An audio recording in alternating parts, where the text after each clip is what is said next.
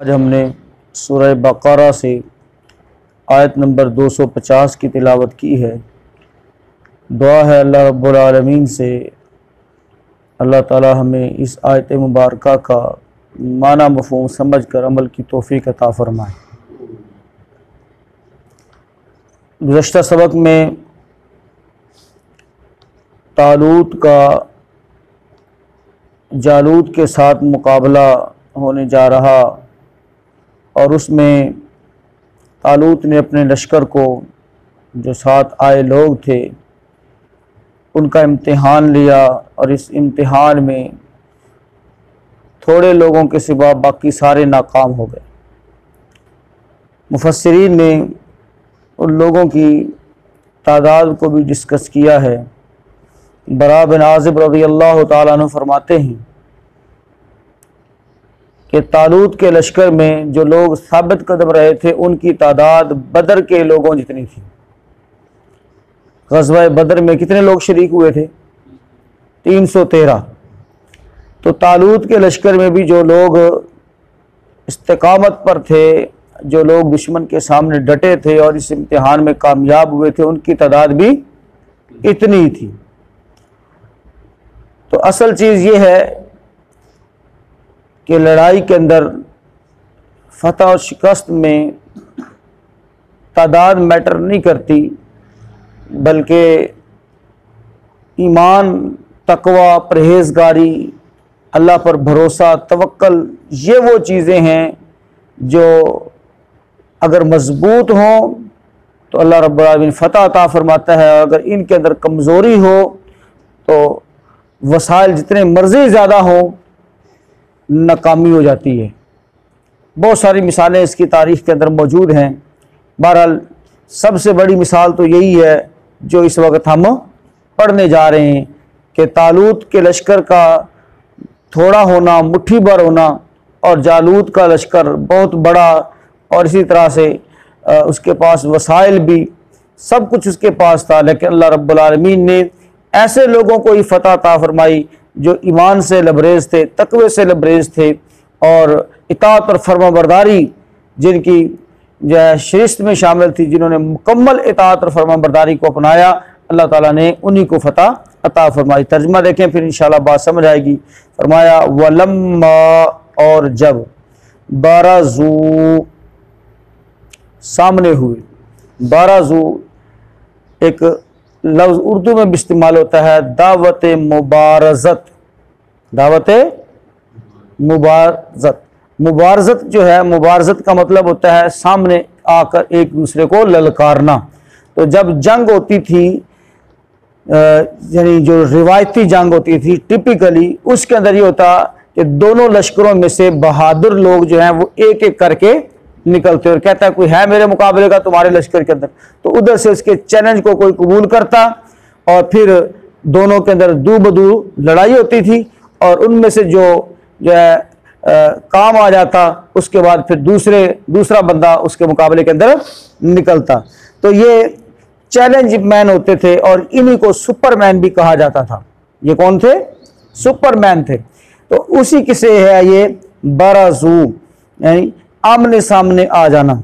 वलम्मा, और जब, बाराज़ू, सामने हुए, लिजालूता, जालूत के, व जुनूदिही, और उसके लश्करों के, यानी उसके पास भी बहुत बड़े लश्कर थे, बहुत ज़्यादा उसकी तादाद थी। तवज्जो रखे भाई। वलम्मा, और जब, बाराज़ू, वो सामने हुए, कौन? तालूत और उसके साथ ईमान वाले। लिजालूत व जुनूदी, जालूत और उसके लश्करों के। क़ालू, तो कहने लगे, रब्बना, ए हमारे रब, अफ़रिग़, उंडेल दे, अलैना, हमारे ऊपर, सब्रन, पूरा सब्र। सब्रन के ऊपर जो तनवीन है ये ताज़ीम की है, यानी ऐसा सब्र हमें अता फरमा दे कि जिसके बाद बेसब्री या इसी तरह से दुर्दलापन या राह फरार हम इख्तियार न करें। पूरा सब्र हमारे ऊपर उंडेल दे। व सब्बित, और साबित कदम रख, अक़दामना, अक़दाम मुहतरम भाइयों ये कदम की जमा है, अक़दामना, हमारे कदमों को, वंसुरना और हमारी मदद फरमा, अलल कौमिल काफिरीन काफिर लोगों पर, काफिर लोगों के खिलाफ हमारी मदद फरमा। तर्जुमा दोबारा से देखें, वलम्मा और जब बाराजू सामने हुए वो, लिजालूत व जुनूदिही जालूत और उसके लश्करों के, कालू कहा उन्होंने, रब्बना ए हमारे रब, अफरिग उंडेल दे, अलैना हमारे ऊपर, सब्रन पूरा सब्र, हमारे ऊपर सब्र को उंडेल दे, असब्बित अक़दामना और साबित कदम रख हमारे कदमों को, वंसुरना और मदद फरमा हमारी, अलल कौमिल काफिरीन काफिर लोगों पर, काफिर कौम पर। मोहतरम भाइयों, आज का जो हमारा सबक है इसमें अल्लाह ताला से दुआ की अहमियत का बयान है, दुआ की अहमियत का। आप तसव्वुर करें कि हुक्म भी अल्लाह का है, कमांडर भी अल्लाह ने मुकर्रर किया है, लड़ाई भी अल्लाह की राह में है, कोई ज़ाती लड़ाई, कोई मफादात की लड़ाई नहीं है, सब कुछ अल्लाह के हुक्म से हो रहा है। फिर भी अल्लाह ताला से क्या की जा रही है? दुआ की जा रही है। इसी तरह का एक जो है पीछे भी काम गुजर चुका है। किसी को याद है कि अल्लाह ने उसका हुक्म दिया, अल्लाह के पैगंबर थे, अब यहाँ पर भी अल्लाह ने हुक्म दिया, कमांडर अल्लाह ने मुकर्रर किया, अल्लाह का नबी भी बीच में मौजूद है, फिर भी दुआ हो रही है। पीछे भी एक काम गुजर चुका है, ज़रा है याद किसी को कि वो कौन सा काम था जो अल्लाह ने हुक्म दिया, पैगंबरों ने किया और फिर भी दुआ कर रहे हैं? हाँ जी, किसी को याद है? हाँ जी, खाना काबा की तामीर। माशाअल्लाह, पढ़ा ना पहले सुपारे के आखिर के अंदर, खाना काबा की तामीर के अंदर अल्लाह रब्बुल आलमीन ने हुक्म दिया कि इब्राहीम अलैहिस्सलाम को कि काबे की क्या करो?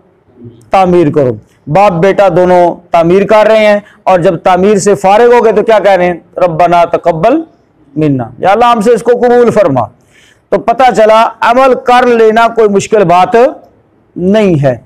अमल की कबूलियत के लिए ज़रूरी है और उस अमल को अच्छे अंदाज में सरअंजाम देने के लिए ज़रूरी है कि बंदा हमेशा रब से कसरत के साथ दुआएं करे। क्या करे?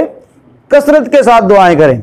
और याद रखिए मोहतरम भाइयों, जितने भी असबाब हैं, जितने भी असबाब हैं उनको अपनाए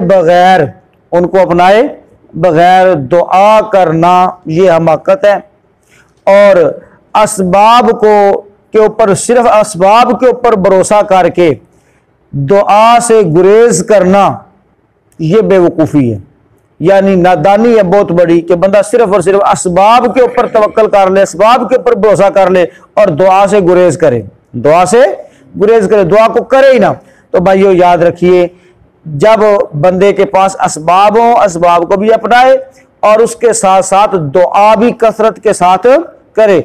और जब सारे वसाइल और हर तरफ से तंगी हालात, मुश्किलात, परेशानियां हो तो उस वक्त दुआ एक ऐसा कारगर हथियार है कि जो सबसे ज्यादा यानी दुश्मन पर कार आमद है। दुआ का जो, और प्यारे पैगंबर जनाब मोहम्मद रसूलुल्लाह सल्लल्लाहु अलैहि वसल्लम ने भी जब बदर लड़ी तो उस वक्त मोहतरम भाइयों आप देख रहे हैं जो जमा पूंजी थी उसको मैदान में लाकर अल्लाह रब्बुल आलमीन से दुआ करते रहे। क्या करते रहे?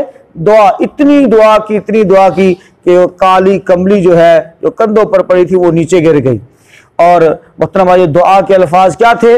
या अल्लाह, मैं 313 को लेकर निकला हूँ तेरा हुक्म पाकर, उज़िना लिल्लज़ीना युक़ातलूना बिअन्नहुम ज़ुलिमू व इन्नल्लाहा अला नस्रिहिम लक़दीर।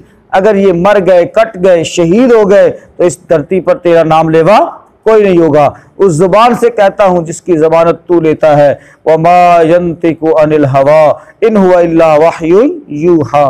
तो अल्लाह रब्बुल आलमीन ने मोहतरम भाई फिर मदद फरमाई। हज़रत अबू बकर सिद्दीक़ रज़ियल्लाहु ताला अन्हु कमली को आपके कंधों पर डालते हैं और फरमाते हैं अल्लाह के नबी साहब अब बस कर दीजिए, अब क्या कर दीजिए? बस कर दीजिए, आपने बड़ी दुआएं कर ली हैं, अल्लाह ताला आपकी दुआओं को जो है मेहनत को रायगा नहीं करेगा। यानी अंदाजा करें कि अल्लाह के नबी सल्लल्लाहु अलैहि वसल्लम ने कितनी दुआएं की होंगी, यहाँ पर एक और चीज भी समझने वाली है कि सिर्फ दुआओं के साथ काम नहीं चलेगा। पहले आपने अल्लाह के नबी से जब दुआएं की तो पहले बदर के अंदर जाकर अपनी जमा पूंजी को वहां पर खड़ा किया। मोहतरम भाइयों, अल्लाह के नबी सल्लल्लाहु अलैहि वसल्लम ने फिर दुआओं के साथ जरिए, और यहां पर भी आप देख लें कि वो दुश्मन के आमने सामने हो गए। वलम्मा बराजू, क्या मतलब है? लश्कर के आमने सामने, दोनों तरफ से लश्कर आमने सामने आ गए, और फिर जो है वो अल्लाह ताला से दुआ कर रहे हैं। तो पहले नंबर पर दुआ क्या है? रब्बना अफ्रिग अलैना सब्रा, या अल्लाह हमारे ऊपर सब्र को उंडेल दे। लड़ाई के अंदर भी सब्र होता है, लड़ाई के अंदर भी क्या होता है? सब्र होता है। मुश्किलात, जख्म लगते हैं, परेशानियां आती हैं, तकलीफ आती है, तो ये सारी तकालीफ सब्र के साथ ही सही जा सकती है। और सब तकदामना, हमारे कदमों को मजबूत कर दे, जमा दे हमारे कदमों को, साबित कदमी अता फरमा। ये ना हो कि हम दुश्मन को देखें और उससे डर के हमारे दिलों के अंदर बुज़दिली आ जाए, नहीं, बल्कि हमारे कदमों को मजबूत कर दे। और कदमों को मजबूत करना ये ज़ाहिरी तौर पर भी है, रूहानी तौर पर भी है। ज़ाहिरी तौर पर कैसे है मोहतरम भाइयों? बस औकात अल्लाह ताला हालात ऐसे पैदा कर देता है, जैसे बदर के मौका पर प्यारे पैगम्बर जनाब मोहम्मद रसूलुल्लाह सल्लल्लाहु अलैहि वसल्लम जब बदर पहुंचे तो अल्लाह रब्बुल आलमीन ने हल्की हल्की बारिश नाज़िल फरमा दी, और मुसलमानों की तरफ जो रेत वाला मामला था, जो मट्टी वाला मामला था, वो दब गया, जम गया। ठीक है, ज़ाहिरी तौर पर। और जो वो गर्मी की शिद्दत थी वो क्या हो गई? कम हो गई, क्योंकि बारिश हो गई थी। है जी, अब ये ज़ाहिरी हालात भी अल्लाह ताला पैदा कर सकता है, और इसी तरह से दिलों को भी मजबूत कर सकता है। उसके अंदर बहादुरी, है जी, बुज़दिली को निकाल कर बहादुरी को डाल सकता है। वंसुरना अलल कौमिल काफिरीन। और याद रखिए मोहतरम भाइयों, जब सब्र आता है तो साबित कदमी मिलती है, और जब साबित कदमी मिलती है तो फिर नुसरत इलाही नाजिल होती है, अल्लाह ताला की मदद नाजिल होती है। तो मालूम हुआ बंदा मोमिन मैदान जंग की तैयारी करने के साथ साथ उसका सबसे ज्यादा बड़ा हथियार और सबसे बड़ा भरोसा अल्लाह पर होता है। किस पर होता है? अल्लाह पर होता है। वो कभी भी हथियारों के ऊपर तवक्कल नहीं करता, बल्कि वो तवक्कल किसके ऊपर करता है? अल्लाह के ऊपर करता है।